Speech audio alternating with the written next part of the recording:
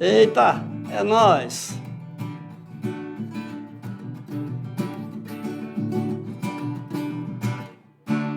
Você vai perceber que isso não tem mistério. Não, não. Depende de você, levando isso tudo a sério. Entenda que a beleza é um caminho de luz. Entenda que a surpresa é você quem produz. Arte é tão legal. Arte é tão legal. Você vê diferente o que parece igual. Yeah. Arte é tão legal. Arte é tão legal. Você vê diferente o que parece igual. Yeah, yeah. Yeah, yeah, yeah. Yeah, yeah, yeah. Fui.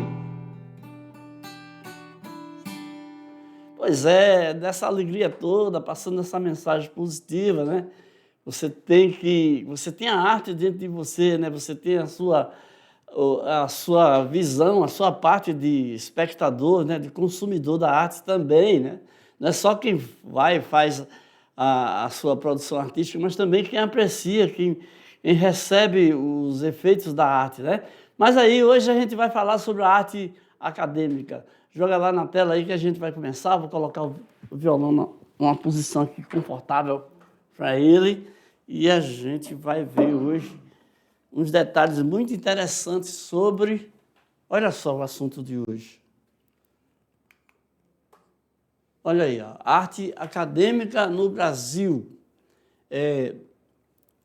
Passar por uns temas como o neoclassicismo e a academia artística, a missão artística francesa também, tá? Então, a gente vai debulhar aí todos esses temas, né? Não é isso?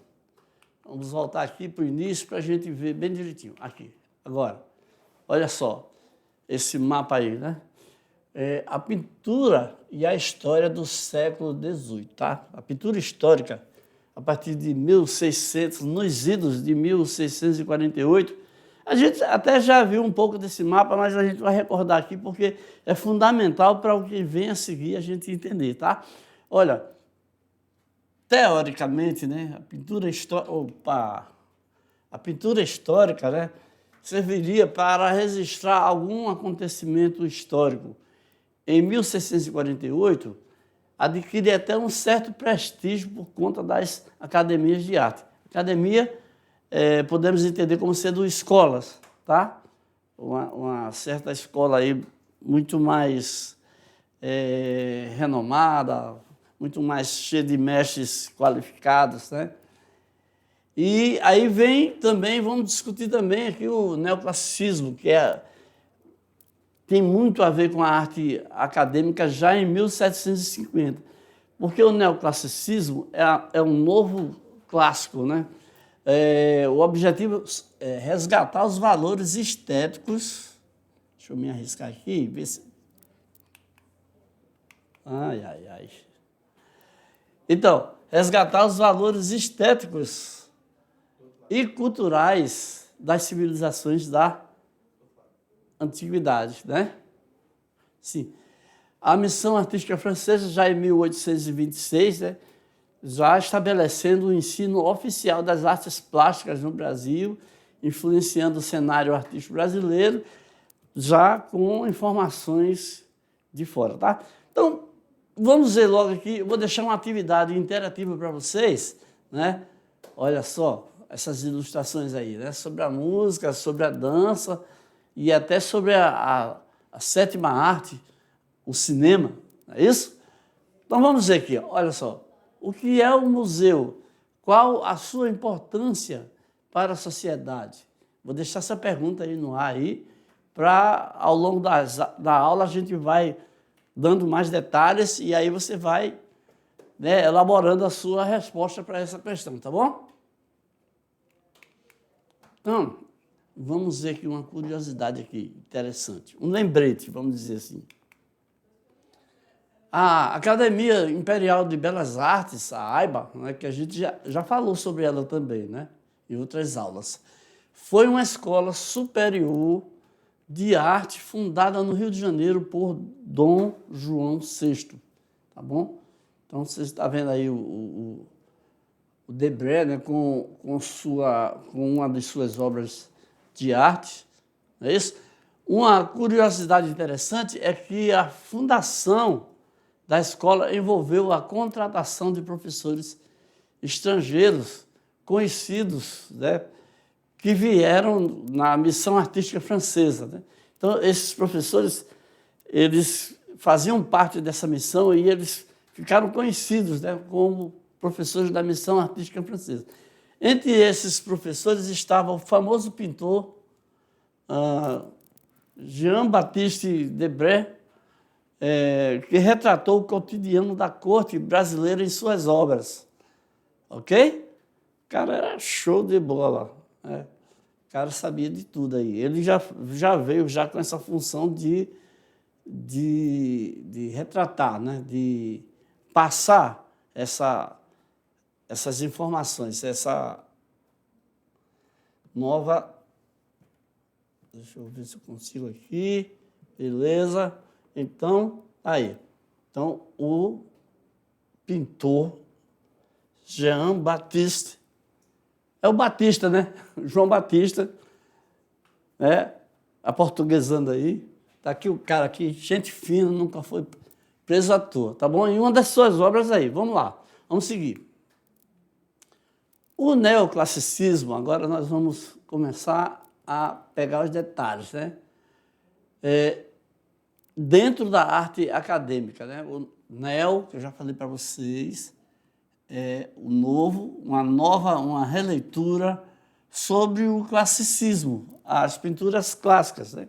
Que tem a ver com a Grécia, com o Egito. Então, vamos ver aqui, olha só. Movimento cultural que aconteceu na Europa no século XVIII, né? O neoclassicismo. O objetivo principal, vamos pegando essas informações aí, tá? Era resgatar os valores estéticos e culturais das civilizações da antiguidade clássica, né? Então, Grécia e Roma. Falei Egito, mas na verdade é a Itália, né? Os romanos, né? A Grécia com sua rigidez aí do padrão de beleza, né? Idealizado, né? Com a sua perfeição, o aparecimento dos músculos, né? O detalhe aí, quase um naturalismo, né? E Roma também é meio que pegando carona nessas ideias aí. O neoclassicismo, essa nova leitura da arte clássica, né? Representou uma rejeição ao movimento rococó e ao barroco tardio, né? O rococó representava a arte da aristocracia, né? Do pessoal aí, dos poderes, né? Do pequeno grupo que governava. E a burguesia, que é uma classe emergente, né? Os comerciantes, os comerciantes foram enricando e aí formaram um grupo de sociedade influente. Então, e eles são muito importantes porque eles construíram sua expressão estética para se distinguir como poder, né? Os caras ficaram muito, mas muito ricos mesmo, e aí começou aí essa briga pelo mandatário, vamos dizer assim.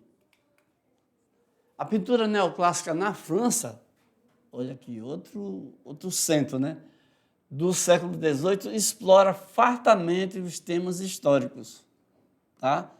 Olha aqui que essa informação aqui é muito importante, tá bom?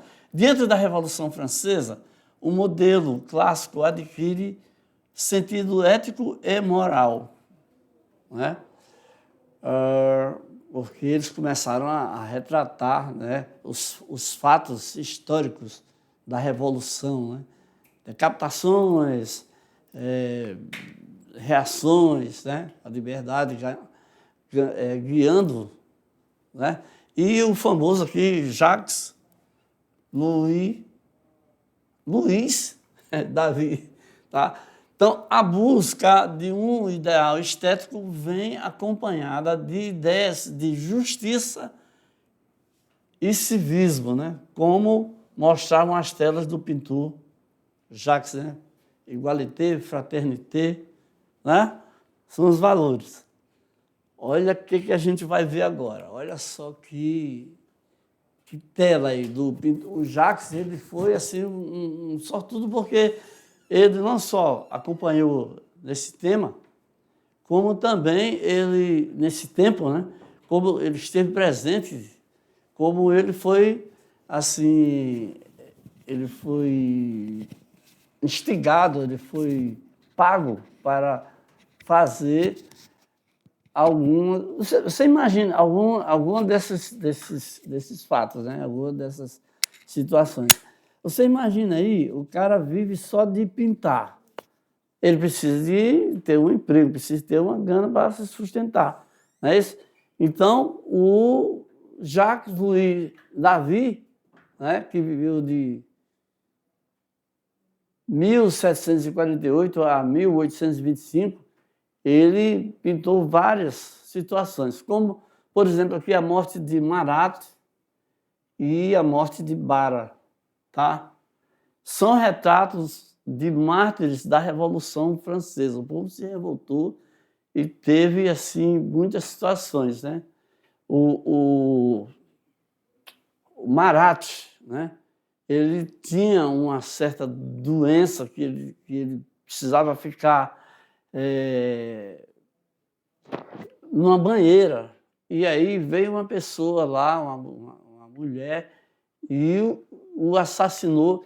Intrigas políticas. Estão vendo como é assim perigoso essa situação, essa polarização diante dos fatos políticos? Alguém é a favor de um certo político, um candidato, e o outro a favor do outro.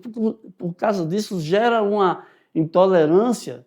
Isso acontece também com os times, né? De vez em quando estão se estranhando aí, os times de futebol, e aí, por conta disso aí, produzem esses mártires que morrem em função de suas ideias, né?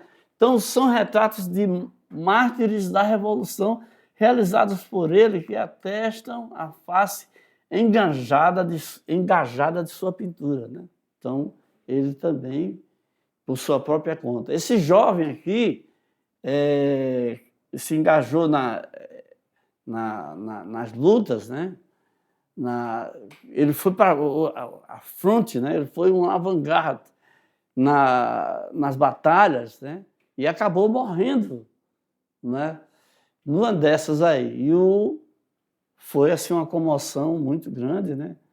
E o Jacques Louis David foi lá e representou. É uma pena, né? Ver uma pessoa, um jovem muito corajoso, muito valoroso, que acabou servindo assim, entre aspas, de bucha de canhão. Não foi especialmente um canhão que matou. E veio um dos quadros aí para você ver aí, analisar o outro grande, outro mestre, o Eugène Delacroix, né? Que se detém sobre a história política, a parte política, desde o início de sua carreira. Porque ele pintou o Massacre de Chios, a Grécia sobre as ruínas de Missolonge, né?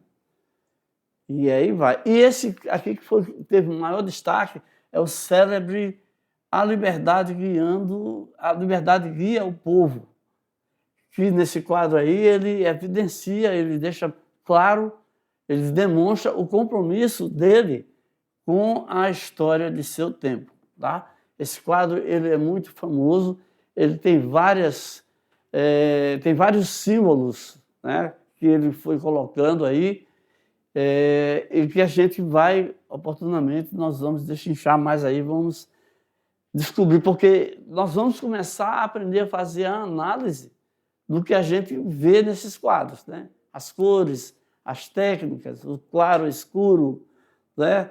As formas, as mensagens passadas, né? O Eugène Delacroix é um mestre nessas situações aí. Ele é realmente. Seguindo aqui, nós temos também o quadro que eu citei lá, né? O Massacre de Quios. Olha só, essas pessoas aí completamente desoladas, desarmadas, né? Esse aqui, Massacre de Quios. Também aqui na Grécia, sobre as ruínas de Missolonghi, né? É um quadro de 1827. E o Delacroix está aqui, imponente aqui, com seu autorretrato aí, né?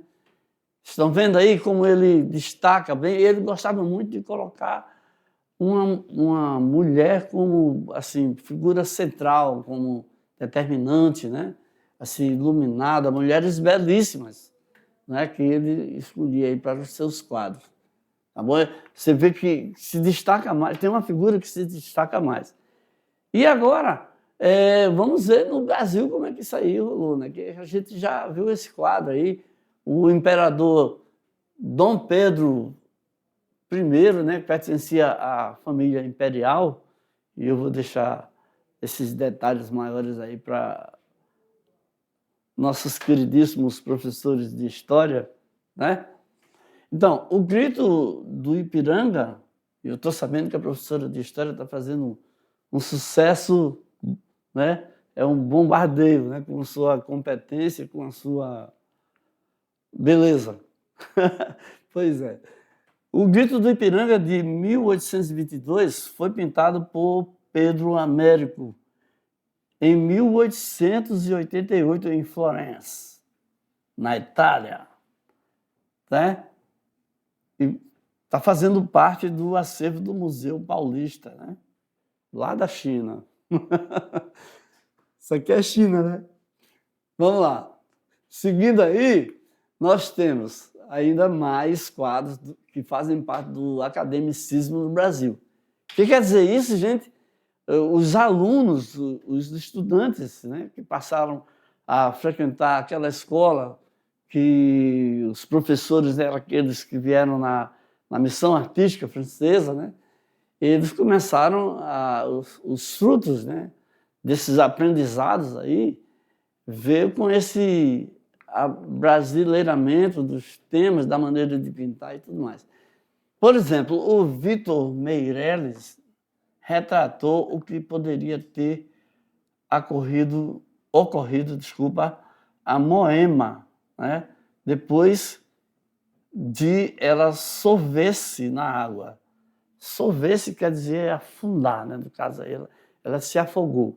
É uma história assim um pouco triste que aconteceu, mas só que ela, já depois que o mar colocou ela na praia, né, o mar vai expulsando os corpos, porque ela nadou até alto mar, perseguindo um navio, né? E quando ela cansou, quando ela não tinha mais forças, aí ela afundou. E essa história aí é uma história muito triste. Tem até um poema também contando bem direitinho tudo isso aí, tá? Outro pintor aqui, o Almeida Júnior, será que ele é parente lá do nosso químico de plantão, né? Ele fez aqui um retrato ele fez um quadro sobre a Batalha dos...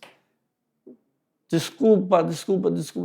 Almeida Júnior está aqui no recado difícil, né? Perdão. E a Batalha dos Guararapes também do Vitor, ok? O Vitor Meireles, tá bom? Então, desculpa aí, porque a gente às vezes distrai um pouco, né? Mas tá tudo certo. Vamos ver um pouquinho mais sobre Moema. A obra Moema retrata a personagem do mesmo nome do poema épico Caramuru, né? De Santa Rita Durão. A obra trata-se da interpretação de Meireles acerca do destino desta Índia, né? Que emerge nas águas. Mais uma palavra aí, tá? De sorver-se, imergir, ela afundou, ela se afogou. após ser rejeitada por seu amado Caramuru.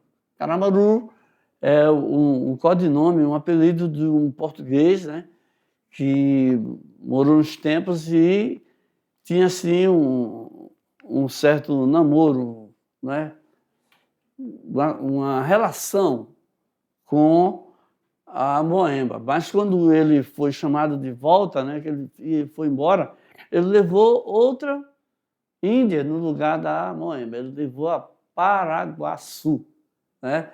E aí ela não se conformou e foi atrás, no nado, e acabou morrendo, tá? Então está aqui o quadro do Vitor Meireles, de 1866, uma técnica de óleo sobre a tela, com 1,30 m e 19, tem uma confusãozinha aqui, né? Depois a gente elucida, tá? Então, localizado no Museu de Arte de São Paulo, no Brasil. Seguindo aqui, chega de tristeza, né? O Vitor Meireles também pintou a primeira missa no Brasil, né? A primeira manifestação religiosa católica, né? A técnica do óleo sobre a tela, nessas dimensões aqui, 2,68 por 3,56, mais ou menos retangular, certo? Então estão aqui todas as representações, todos os símbolos, a visão do Meireles sobre esse quadro, tá? Mais adiante a gente vê que a arte e a Academia do Brasil, ela acontece por conta da missão artística francesa, né? E fundada em 1826, tinha como objetivo criar a primeira academia de arte no Reino Unido de Portugal, Brasil e Algarves, né? Passamos por vários nomes até chegar a esse nome de Brasil, né? Várias situações, novamente aí, pode encher de perguntas os professores de história aí, que eles estão sabendo de tudo e vão falar, né? Formada por artistas franceses com o intuito de formar artistas que servissem ao Império. Então, o objetivo do Dom Pedro, né, com essa missão aí, era fazer com que aqui os talentosos daqui do Brasil passassem a fazer os quadros, porque era muito caro trazer esse pessoal, né? E é um grupo grande, de quase 8 pessoas, e manter esse pessoal, pagar pelo ofício e tudo mais, né? Então, o Henrique José da Silva, Dom Pedro I, esse cara tem um nome que tem mais de 18 sobrenomes, assim, é extenso. E são os Braganças, né? Exatamente, está ele aqui com a coroa e tal. Também é um retrato que mostra também a posição imperial dele aí. Então vamos conhecer um pouquinho aí dos Cabas da Peste aí, né? Os integrantes da missão artística francesa. Você tem Joaquim Le Breton, ele era professor, tá? Jean o Debré, né, que a gente já falou dele, era um pintor. O Nicolas Antoine Taunay era paisagista. O Auguste Marie Taunay era escultor. Vieram os dois irmãos. Aí o Jean Montigny, arquiteto, e o Charles Simon Pradier, cabra muito do invocado gravador de medalhas. Olha aí como era o Joaquim aqui, ó. Olha aqui o Batista.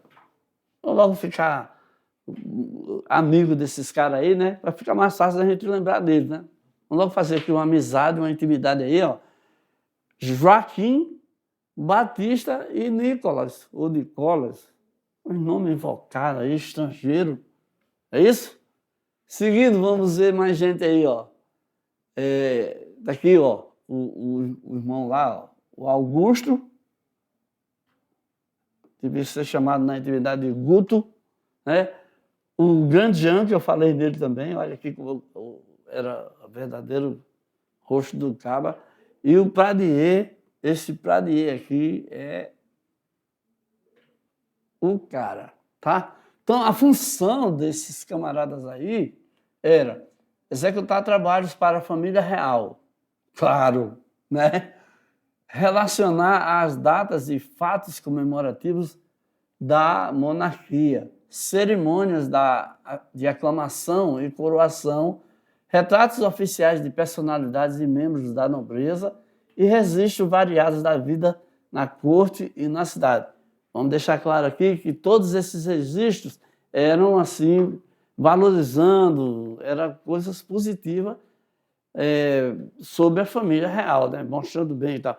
Era uma espécie de divulgação, era o que a gente pode comparar com hoje? As redes sociais, né? O Facebook, o Instagram, e aí antigamente eram essas fotos, essas pinturas aí que iam mostrando para as pessoas, né? Quando tinha visitação e tudo mais, iam mostrando para as pessoas a posição imperiosa, orgulhosa, honrada dos nossos comandantes, né? Então, vamos para frente? Vamos para frente. Em 1816, a Escola Real das Ciências, Artes e Ofícios foi inaugurada, né? Os primeiros nomes que essa escola teve, né? Em 1820, passou a se chamar Real Academia de Desenho, Pintura, Escultura e Arquitetura Civil, né? Vamos falar a favor de Dom Pedro, que ele era um grande amante das artes, né? Um homem de uma cultura privilegiada, mas também, né? O cara nasceu em berço valorizado, em berço de ouro, como a gente diz, né? Em 1826, a Academia Imperial de Belas Artes, a AIBA, responsável por trazer o modelo de ensino europeu para o Brasil, tá? E vamos ver aqui sobre o Grandjean de Montigny. Oh, meu Deus. Desse mesmo. Ele é um arquiteto de edificação da Academia de Belas Artes, né? E do prédio original restou apenas o frontão, que se encontra no Jardim Botânico do Rio de Janeiro. Então vamos destrinchar aqui. Quem foi o arquiteto responsável pela construção da AIBA? É o Grandjean de Montigny, certo? E o que essa academia efetivamente trouxe? Ela trouxe o jeito, o modelo de ensino europeu para o Brasil. Então começa aí as influências, começam as transformações, né? O primeiro impacto dessas escolas, tá bom? Os principais artistas, então você tem aqui o Nicolas, já ficamos amigos dele, tá? Um artista francês requisitado na corte de Napoleão para pintar cenas de batalha, além de ter participado de várias exposições. Aí trouxeram o cabo para cá, para o Brasil, para dar aula. Ora, se Napoleão, o grande imperador, né, o grande Trump daquela época, né, ele valorizava o cara, então, né? Então aqui, uma das suas obras aqui, o Morro de Santo Antônio, em 1793. Ele também pintou a paisagem do Rio de Janeiro com o Pão de Açúcar, né? Aqui ele. Além de cerca de 30 paisagens da cidade e regiões próximas. Isso é legal porque vai fazendo a fama, né? Então, deixa eu ir logo mais rápido aqui, porque tem aqui o Batista. Aqui, Batista, cara, 100%. Ele foi o artista pintor histórico mais importante trazido da França por Dom João VI, né? Para fundar a primeira escola, né?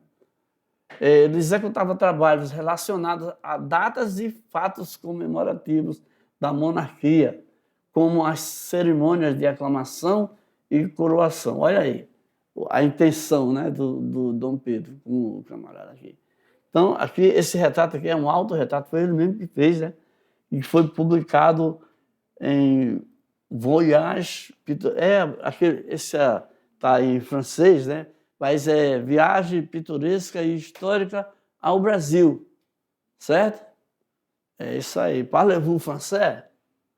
Fala francês? Então, simbora. Isso foi em 1834. Olha as datas, olha os fatos. Não, vamos guardando aí. Vocês estão na flor da idade aí, estão aí prontos para não se perder com isso aí, né? Ok? Show? Simbora. Vamos lá. O trabalho de Debré. Batista, né? Não vai se esquecer. O que ele fez? Ele retratou o cotidiano do Brasil colonial. Catalogou por meio de registros, desenhos, a fauna e a flora brasileira. Ele também desenhou a bandeira do Brasil, composta pelo retângulo verde e o losango amarelo. Uma das primeiras, né, ideias que se teve aí, né, das primeiras representações da bandeira aí. Então, Batista era encantado pelas paisagens exuberantes e inéditas. Os costumes barrocos. De volta à França, o que ele fez? Tudo que ele pintou, ele publicou lá. Aquele nome lá, né? Viagem Pitoresca, não sei o quê. Tá aqui, é esse mesmo nome aqui, tá bom? Show? Tá aqui o livro, ó. Tá aqui né, a pintura dele, né? Aqui, ó, Viagem Pitoresca e Histórica ao Brasil. Tá vendo aí a capa? É isso aí, meu rei. Simbora. O cotidiano brasileiro em obras do Batista. Gente finíssima, o Batista. Não vai esquecer que o sobrenome do cara forte do cara mesmo é o Debré, tá? Muita gente só fala ele. Tô falando Batista, mas eu tô errado. Melhor focar aqui no Debré, porque senão você não vai relacionar, tá? Você está vendo aí um jantar brasileiro, uma família aí, né? Com seus escravos, né? E se alimentando. E aqui uma coisa abominável, né? Aplicação do castigo de açoite. Ninguém merece passar por uma humilhação dessa. Meu Deus. Vamos lá, vamos em frente. Foi na academia que se formaram Vitor Meireles e Pedro Américo. Eles se destacaram na pintura histórica e serviram ao Império Brasileiro. Estou pagando, entendeu, né? Acaba, né? O homem estava pagando, os caras faziam. As obras como A Primeira Missa no Brasil e A Batalha de Guararapes, de Vitor Meireles, são símbolos, signatários dos artistas franceses no início do século XIX, tá? Olha aqui, ó, Batalha dos Guararapes aí, né? Mostrando as cores, a coisa terrível da guerra, tá? E vamos seguir. Vamos ver uma curiosidade? Vamos lá, vamos desanuviar. O negócio de falar em guerra, a gente já fica apreensivo, né? Então, você tem aqui o José Ferraz de Almeida Júnior, né? Nasceu em Itu. Tem nada a ver com o professor de química de vocês, tá? Em São Paulo. Olha a cara do indivíduo, né? O primeiro pintor a retratar em seu trabalho o tema regionalista, fazer pintura sobre coisas da região, né?